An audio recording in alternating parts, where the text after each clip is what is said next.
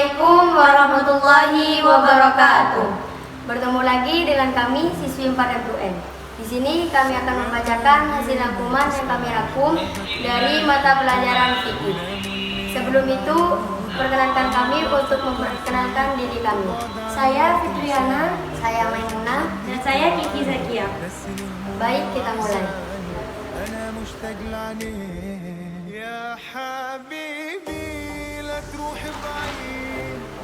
Bismillahirrahmanirrahim. Faslun kitab al-Taharati. Lafaz at-taharah dengan dibaca fathah qafnya menurut bahasa adalah bersih dari kotoran. Sedangkan menurut syarah adalah sesuatu pekerjaan yang menyebabkan seseorang diperkenankan mengerjakan sholat, yaitu berupa wudu, mandi, tayamum, dan menghilangkan najis. Dan apabila lafaz at-taharah dengan dibaca dhamma qafnya, yaitu adalah sisa dari air yang digunakan mensuci. Air yang diperbolehkan untuk wudu ada 7. 1. Air hujan, 2. Air laut, 3. Air sungai, 4. Air sumber, 5. Air sumur, 6. Air es, dan yang ke-7 air embun. Air-air yang 7 tersebut dibagi menjadi 7 bagian, yaitu 1. Air suci yang mensucikan terhadap lainnya. 2. Air suci mensucikan tapi makruh digunakan pada badan. Contohnya air musyamas, yaitu air yang dipanaskan matahari. 3. Air suci yang tidak mensucikan pada lainnya. Contohnya air mustakmal. Air mustakmal adalah air yang sudah digunakan. Yang keempat, air najis. Tambahan dari pengarang, bagian yang kelima yaitu air mensucikan yang haram dipakai. Contohnya air basah. Pasal yang kedua, fil istinja'i wa adabul badil hajati. Kata istinja diambil dari kata najus syai'an yang berarti aku memutuskan sesuatu. Hukum istinja adalah wajib sebab suci dan berak dengan menggunakan air atau batu atau perkara yang keras. Suci bisa menghilangkan najis dan tidak mulia. Istinja yang lebih utama yaitu menggunakan beberapa batu lalu diikuti dengan air. Dan kewajiban beristinja dengan menggunakan batu adalah 3 kali usapan. Meskipun menggunakan satu batu yang bersifat 3. Syarat-syarat istinja yaitu ada 3. 1. Najis yang keluar belum kering. 2. Najis belum pindah tempat. Dan yang ketiga, tidak terdapat najis lain. Apabila salah satu syarat yang disebut tidak terpenuhi, maka harus menggunakan air. Larangan bagi orang yang qadil hajat. 1. Wajib menjauhi, menghadap dan membelakangi kiblat dengan syarat tidak ada tabir antara qadil hajat dan kiblat. 2. Tidak membuang kotoran dalam air yang menggenang, baik itu sedikit ataupun banyak. 3. Tidak membuang kotoran di tengah jalan yang biasa dilewati manusia. 4. Tidak membuang kotoran di lubang atau liang lahat. 5. Tidak boleh berbicara kecuali dalam keadaan terpaksa. Pasal yang ketiga, nawaqidul wudu. Perkara yang membatalkan wudu ada 5 macam, yaitu 1. Sesuatu yang keluar dari salah satu jalan 2, yaitu kumpul dan lumpur dari orang yang punya wudu. 2. Tidur dengan keadaan yang tidak menerapkan tempat duduknya. 3. Hilang akal sebab mabuk, sakit, gila, tak sadarkan diri, dan lain sebagainya. 4. Bersentuhannya laki-laki pada perempuan lain yang bukan mahramnya meskipun mayat. 5. Menyentuh farji manusia dengan bagian dalam telapak tangan dari dirinya sendiri atau orang lain. Menyentuh lubang dubur anak Adam. Fasal yang keempat, mujibul ghusli. Lafaz al-ghusli menurut bahasa adalah mengalirkan air pada sesuatu yang mutlak. Sedangkan menurut istilah mengalirnya air di atas badan dengan niat tertentu. Perkara yang mewajibkan mandi ada 6. 3 diantaranya bisa terjadi pada laki-laki dan perempuan, yaitu 1. Bertemunya atau menyentuhnya 2 alat kelamin. 2. Keluar mani baik syahwat ataupun tidak. 3. Orang yang meninggal. 3 diantaranya hanya terjadi pada perempuan. 1. Haid. Haid adalah darah yang keluar dari seorang wanita yang sudah sampai 9 tahun. 2. Nifas. Nifas adalah darah yang keluar setelah melahirkan. 3. Wilagah. Wilagah baik yang keluar ketuban ataupun tidak tetap wajib mandi. Pasal yang kelima, faraidul ghusli wa sunanuhu. Artinya mandi ada 3, yaitu 1. Niat. Sedangkan keberadaan niat adalah bersamaan dengan pengeluaran wudu fardu. 2. Menghilangkan najis yang terdapat di bagian kasir. 3. Mengalirkan air sampai pada rambut dan kulit. Sunah-sunah mandi ada 5, yaitu 1. Membaca basmalah. 2. Wudu secara sempurna. 3. Menggarapkan atau menggosokkan telapak tangan pada badan yang bisa dijangkau. 4. Muwalah, terus menerus dalam membasuh anggota badan. 5. Mendahulukan anggota badan bagian kanan daripada yang kiri. Di dalam kitab yang luas bahwasannya terdapat tambahan sunah-sunah wudu, yaitu mengulang 3 kali dan menyela-nyelai rambut. Baik, kita akan ikuti pasal yang ke-6, yaitu pasal tayamum. Tayamum menurut bahasa adalah menyengaja, sedangkan menurut istilah adalah mendekatkan tubuh yang suci sampai ke wajah dan kedua tangan sebagai ketika untuk mandi atau membasuh anggota yang disertai dengan syarat-syarat tayamum.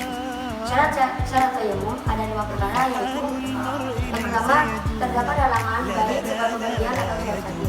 Yang kedua adalah masuk waktunya salat. Yang ketiga, harus mencari air terlebih dahulu sesudah masuk waktunya salat, baik dari sendiri atau dilakukan oleh orang lain yang diberi izin untuk mencari air. Yang keempat, berhalangan menggunakan air. Yang keenam, memakai debu yang suci, maksudnya debu yang suci lagi tidak basah. Adapun debu yang sudah dipakai atau debu istiqmal tidak bisa digunakan untuk tayamum. Artinya tayamum ada 4, yaitu yang pertama niat, yang kedua dan yang ketiga mengusap wajah, yang keempat tarbiyah. Sunah tayamum ada 3, yaitu membaca basmalah, mendahulukan tangan sebelah kanan daripada tangan yang kiri, mualah atau terusnya lurus. Dan dalam kitab yang menguasainya ada tambahan, yaitu melepaskan cincin saat tayamum pada pukulan pertama, dan saat pukulan dan kedua hukumnya wajib melepaskannya. Batalnya tayamum ada 3 perkara, yaitu yang pertama segala perkara yang membatalkan wudu, yang kedua melihat air ada sebelum masuk ke salat, yang ketiga muka. Pasal yang ke-7 yaitu bayaran najis saat wajah dan diri. Najis secara bahasa adalah sesuatu yang menyedihkan, sedangkan menurut istilah adalah setiap benda yang haram memperbolehkannya dimakan atau diminum secara mutlak dengan keadaan bebas,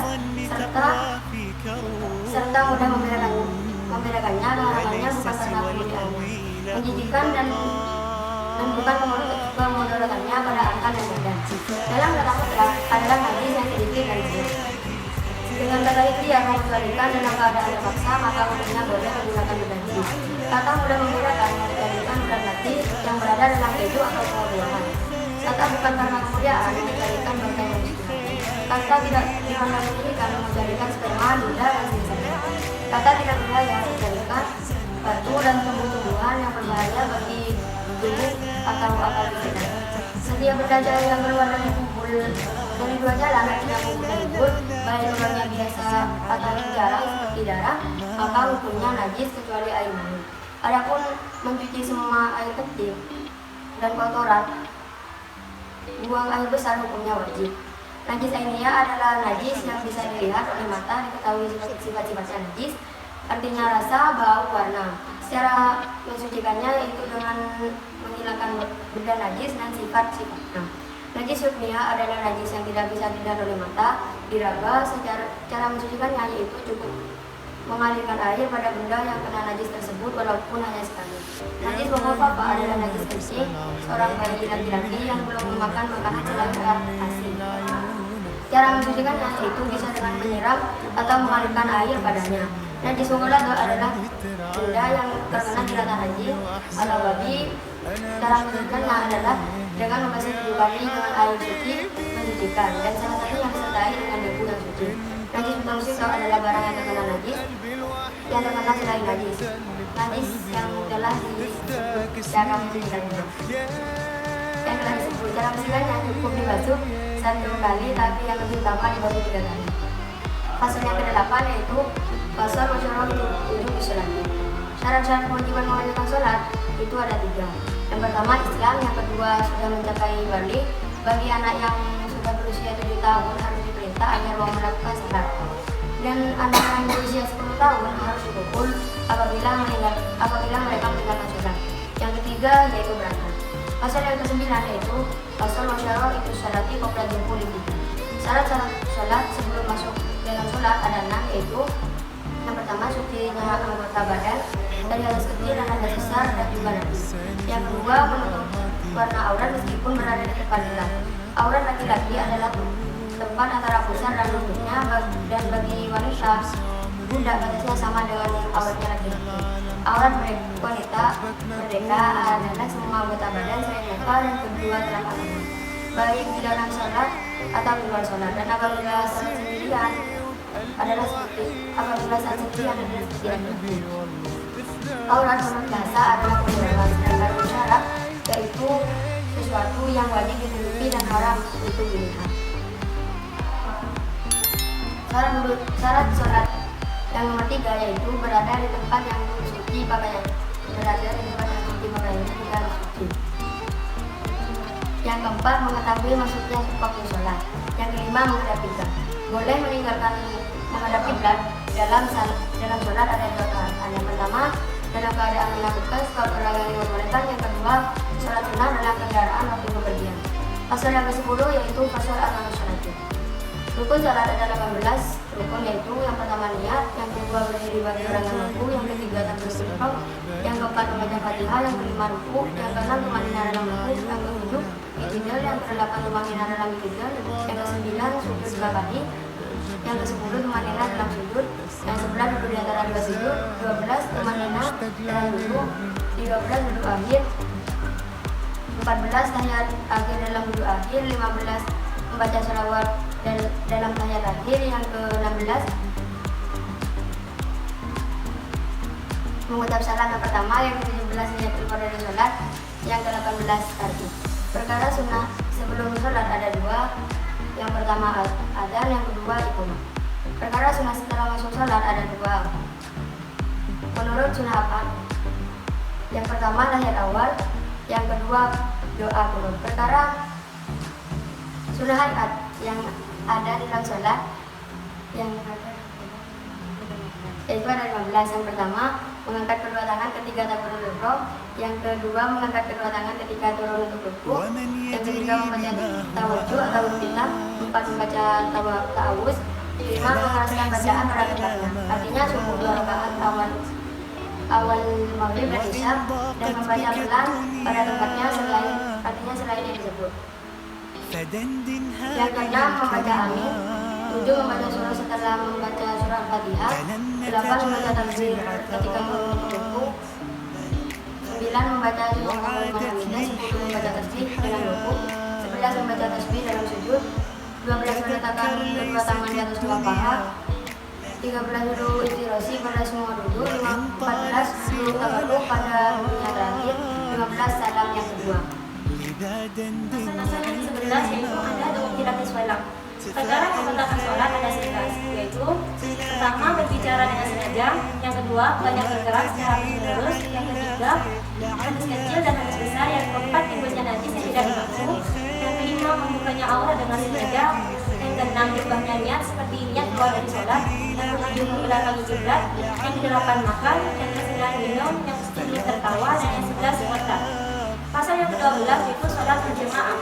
Sholat jamaah imam waktunya adalah sholat fardu dengan berjamaah hukumnya setelah makan bagi laki-laki selain sholat Jumat. Sedangkan menurut Imam Nawawi, sholat berjamaah tersebut hukumnya fardu kifayah.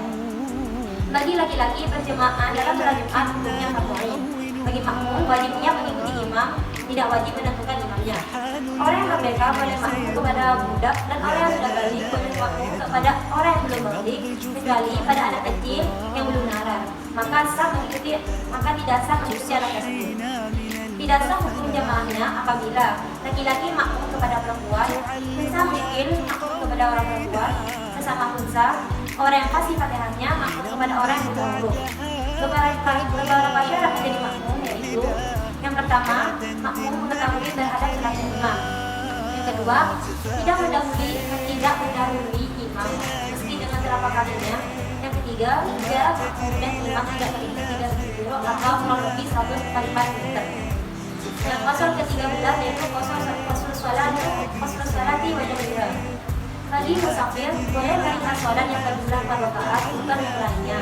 Adapun diperbolehkan meringkas sholat yang 4 rakaat dengan 5 syarat, yaitu yang pertama, perjalanannya tidak untuk wasiat, yang kedua, jarak perjalanannya mencapai 16 farsakh atau kurang lebih 80 km, yang ketiga, orang yang meringkas melakukan sholat 4 rakaat, yang keempat, orang yang bepergian harus niat meringkas sholat, yang kelima, orang yang meringkas sholat tidak menjadi makmum pada orang yang mukim. Syarat jamaah takdim ada 3, yaitu yang pertama memulai dengan salat zuhur sebelum asar, memulai dengan salat maghrib sebelum salat isya. Yang kedua niatkan jamak pada perjalanan salat yang pertama, yang ketiga mengulang ulang berturut-turut. Pasal yang ke-14 yaitu salat Jumat. Syarat salat Jumat ada 7, yaitu Islam, dalil, berakal sehat. Ketika syarat ini juga berlaku bagi salat selain Jumat. Yang keempat merdeka, yang kelima laki-laki, yang keenam sehat badan, yang ketujuh berita. Tidak wajib salat Jumat bagi orang kafir asli, anak kecil, orang gila, budak, orang perempuan, orang yang sakit atau sejenisnya, dan orang yang bepergian. Syarat-syarat sahnya Jumat ada 3, yaitu adanya tempat tertentu yang dihuni oleh orang-orang yang melakukan salat Jumat secara mutlak. Yang kedua, jumlah orang yang melakukan salat Jumat harus 40 orang bagi orang yang mukallaf atau laki-laki merdeka dan sudah menetap. Yang ketiga, waktu salat Jumat berada di waktu salat zuhur. Adapun fardunya Jumat ada 3, yaitu yang pertama 2 khutbah yang dilakukan oleh khatib, yang kedua duduk di antara 2 khutbah, dan yang ketiga salat Jumat harus dikerjakan 2 rakaat dalam suatu jemaah. Adapun rukun-rukun khutbah yaitu ada 5. Yang pertama membaca alhamdulillah, yang kedua membaca selawat Nabi, yang ketiga berwasiat takwa kepada Allah Subhanahu wa taala, yang keempat membaca ayat Al-Qur'an, dan yang kelima membaca doa yang ditujukan kepada segenap orang mukmin laki-laki dan perempuan yang dibaca dalam kedua khutbah. Syarat Jumat itu ada 4. Yang pertama, khatib mengeraskan suaranya dalam menyampaikan rukun-rukun khutbah. Yang kedua, terus-menerus dalam membaca kalimat-kalimat khutbah dan di antara kedua khutbah. Yang ketiga, khatib menutup aurat dan pakaian badan serta tempatnya harus suci dari hadas dan najis. Sunnah hayat Jumat ada 4 perkara, yaitu pertama mandi bagi orang yang hendak mendatangi Jumat. Yang kedua, membersihkan tubuh dengan cara menghilangkan bau yang dibenci orang. Yang ketiga, memakai pakaian putih. Yang keempat, memotong kuku dan rambutnya sudah panjang. Tambahan sunnah Jumat yaitu memakai minyak wangi yang terbaik dan memerhatikan, yakni diam seraya mendengarkan khutbah ketika khatib berkhutbah. Pasal yang 15 yaitu fima yata'allaqu bil mayyit. Wajib kifayah bagi mayat Islam selain mayat orang yang sedang ihram dan orang yang mati syahid atas 4 hal, yaitu memandikan, mengafani, menyolati, dan menguburi. Adapun mayat orang kafir, baik kafir harbi atau zimmi, haram menyolatinya, tetapi keduanya boleh dimandikan. Wajib mengafani mayat kafir, zimmi, dan menguburkannya, tetapi tidak wajib atas harbi dan orang yang murtad. Adapun orang yang ihram ketika dikafani, maka kepalanya tidak boleh ditutup, baik laki-laki dan perempuan. 2 mayat yang tidak boleh dimandikan dan disolati yaitu orang yang mati syahid dalam satu pertempuran yang menghadapi orang-orang musyrik. Yang kedua, bayi yang keguguran yang belum dapat bersuara menjadi. Tata cara memandikan mayit: pertama, dimandikan dengan jumlah ganjil yaitu 3, 5 atau lebih. Kedua, pada permulaan memandikan mayat, hendaknya dicampuri daun darah atau daun mani. Yang ketiga, pada akhir basuhan memandikan mayat selain orang ihram, hendaknya dicampur dengan sedikit kapur baru sekiranya tidak merusak air. Yang keempat, paling sedikit memandikan air yaitu membasuh air 1 kali secara merata ke seluruh tubuh mayat. Tata cara mengafani mayit yaitu hendaknya mayat dibungkus dengan 3 lapisan kain putih, panjang dan lebarnya sama, baik bagi mayat laki-laki dan perempuan, baligh atau budak. Mayat laki-laki dibungkus dengan 5 lapisan, maka lapisan kain putih ditambah baju kurung dan sorban. Mayat perempuan dibungkus 5 lapisan, yaitu 1 kain putih yang biasa dipakai rangkapan ketika sholat, 1 kain tutup kepala yang biasa dipakai ketika sholat, 1 kain tutup kurung, dan 2 lapisan kain putih. Paling sedikitnya kain kafan bagi perempuan yaitu 1 lapisan kain putih yang menutup warna auratnya. Tata cara menyolati mayit: pertama, melakukan kali takbiratul ihram, yang kedua membaca Fatihah setelah takbir pertama, kedua membaca selawat setelah takbir kedua, paling sedikitnya selawat yaitu Allahumma sholli ala Muhammad. Yang ketiga, yang keempat mendoakan mayit setelah takbir ketiga, paling sedikitnya doa yaitu Allahumma ighfir lahu atau Allahumma ighfir laha. Mendoakan mayat pada takbir keempat berikut doanya: Allahumma la tahrimna ajrahu wa la taftina ba'dahu waghfir lana wa lahu. Dan bagi mayit perempuan, haknya diubah menjadi he. Yang kelima, mengucapkan salam setelah takbir keempat. Tata cara mengubur mayat: mayat dikuburkan dalam liang lahat dengan dihadapkan ke arah kiblat. Kedua, mayat diletakkan pada sebelah ujung kuburan. Yang ketiga, lalu mayat diangkat dari keranda mayat mulai dari kepala dengan pelan-pelan, tidak boleh kasar. Lalu memasukkan mayat ke dalam liang kubur dengan membaca Bismillahi wa ala millati Ibrahim sallallahu wasallam. Kemudian sesudah kuburan itu didalamkan lubang kira-kira setinggi orang berdiri dan selebar lambaian tangan, maka mayat dimasukkan dengan menghadap ke arah kiblat dari arah kanan. Dan bagian atas kuburan hendaknya diratakan, jangan dibusukkan. Hukum boleh menangisi mayat selama tidak menjerit-jerit, dilarang menangis sambil merobek-robek pakaian, dan takziah atau mengunjungi hukumnya sunnah. Takziah menurut bahasa adalah menenteramkan orang yang tertimpa musibah dengan mengunjungi, sedangkan menurut syara adalah perintah sabar dan menghibur dengan janji-janji pahala, dan mendoakan mayat dengan memohon